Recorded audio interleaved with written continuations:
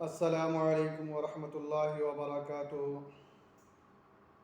الحمد للہ رب العالمین والصلاة والسلام علی سید الانبیاء والمرسلین وخاتم النبیین وعلی آلہ وصحبہ اجمعین۔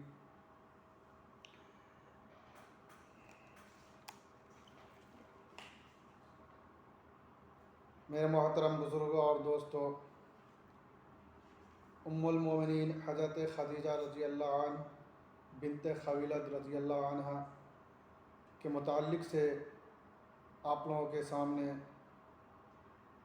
گفتگو کرنے جا رہا ہوں۔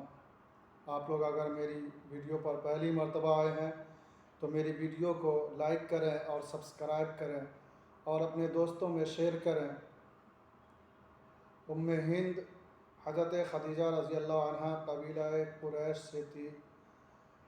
والد کا نام خویلد اور ماں کا نام فاطمہ بنت زائدہ تھا۔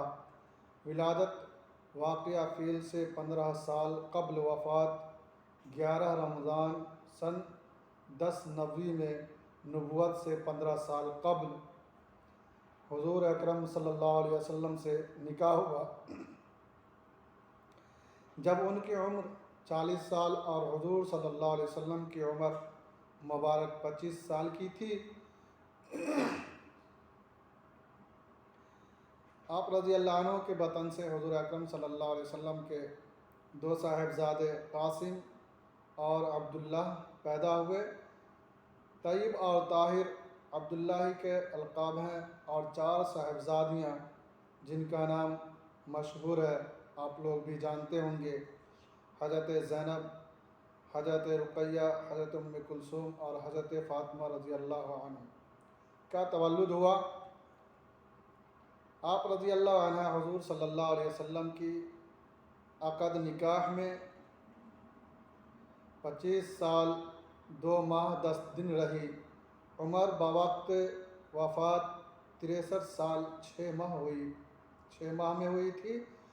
آپ رضی اللہ عنہ جب تک باقید حیات رہی، حضور صلی اللہ علیہ وسلم نے اور کوئی نکاح نہیں کیا۔ ام المومنین حضرت خدیجہ رضی اللہ عنہ بلازمہ آپ صلی اللہ علیہ وسلم کی پہلی بیوی ہے اور بلازمہ پہلی مسلمان آپ رضی اللہ عنہ ہے۔ کوئی مرد اور کوئی عورت آپ رضی اللہ عنہ سے پہلے اسلام قبول نہیں کیے تھے، چونکہ حضرت خدیجہ رضی اللہ عنہ جاہلیت کے رسم و رواج سے پاک تھی، اس لیے بعثت نبی سے پہلے وہ طاہرہ کے نام سے مشہور تھی۔ آپ کا پہلا نکاح ابو حالہ بن زرارہ تمیمی سے ہوا اور اس گھر سے ہند اور حالہ نامی 2 بیٹے پیدا ہوئے تھے۔ ابو حالہ کے انتقال کے بعد آپ رضی اللہ عنہ عتیق بن عائض مخزومی کے نکاح میں آئی، جن سے ایک لڑکی پیدا ہوئی جس کا نام ہند تھا۔ یعنی زمانہ جاہلیت میں حضرت خدیجہ رضی اللہ عنہ کے بطن سے 3 بچے پیدا ہوئے، پہلا شوہر سے 2 لڑکے اور دوسرے شوہر سے 1 لڑکی۔ بعد میں تینوں مشرف با اسلام ہوئے تھے۔ کچھ عرصے کے بعد عتیق کا بھی انتقال ہو گیا۔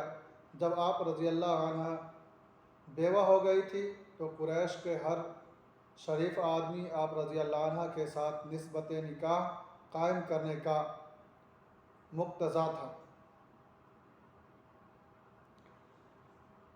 چونکہ آپ رضی اللہ عنہ نہایت شریف المزاج اور مالدار عورت تھی۔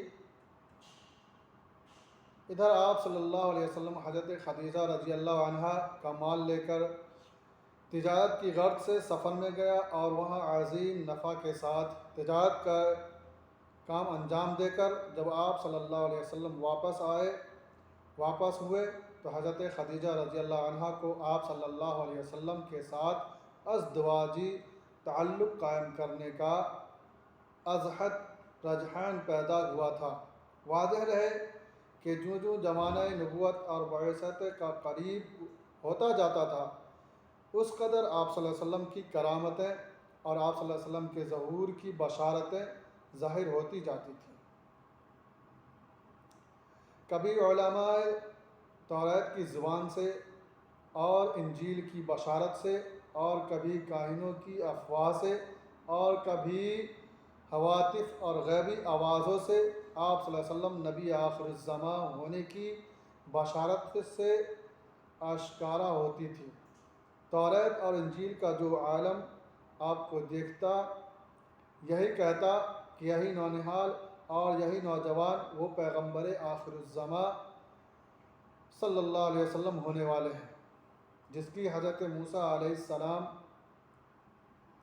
نے پیشن گوئی کی ہے۔ حضرت خدیجہ رضی اللہ عنہ کو ان واقعات کا خوب علم تھا۔ ابھی اپنے غلام میسرہ سے سفر شام کے واقعات اور راہب کا قصہ سن چکی تھی۔ بحیرہ راہب کا قصہ اس سے پیشتر پیش آ چکا تھا۔ ادھر ان کے چچا زاد بھائی ورقہ بن نوفل توریت اور انجیل کے زبردست عالم تھے، نبی آخر الزماں صلی اللہ علیہ وسلم کے ظہور کے منتظر تھے۔ ان واقعات کی وجہ سے حضرت خدیجہ رضی اللہ عنہ کے دل میں آپ صلی اللہ علیہ وسلم سے نکاح کا شوق پیدا ہوا، اور اسی اثناء میں یہ واقعہ پیش آیا کہ جاہلیت کی ایک عید میں مکہ کی عورتیں جمع ہوئی، ان میں حضرت خدیجہ رضی اللہ عنہ بھی تھی۔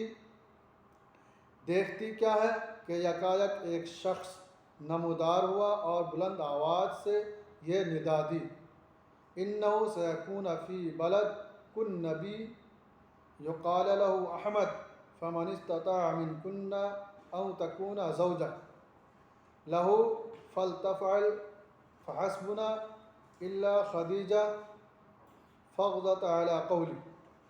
اے عورتوں، تمہارے شہر میں عنقریب ایک نبی رونما ہوگا جس کا نام احمد ہوگا۔ جو عورت تم میں سے اس کی بیوی بن سکے تو وہ ضرور کر گزرے۔ آپ عورتوں نے اس ندا دینے والے کو سنگریزہ مارا، مگر حضرت خدیجہ رضی اللہ عنہا نے کوئی سنگریزہ وغیرہ نہیں مارا، بلکہ سن کر خاموشی اختیار کی۔ حضرت خدیجہ رضی اللہ عنہا کا قلب پہلے ہی سے اس سعادت کے حصول میں تمناؤں اور آرزوؤں کا جولا نگاہ بنایا ہوا تھا، مگر اس ہاتف غیبی کی آواز نے آتش شوق کو مزید بھڑکا دیا۔ چنانچہ حضرت خدیجہ رضی اللہ عنہا نے تمام اشراف قریش اور رؤسائے مکہ کی آرزوؤں کو خاک میں ملا دیا، اور سفر شام سے واپسی کے 2 مہینہ اور 25 روز بعد خود حضرت خدیجہ رضی اللہ عنہا نے آپ صلی اللہ علیہ وسلم سے نکاح کا پیام دیا۔ آپ صلی اللہ علیہ وسلم کو نکاح کا پیام دیا۔ آپ صلی اللہ علیہ وسلم نے اپنے شفیق چچا ابو طالب کے مشورے سے اس پیام کو قبول فرمایا۔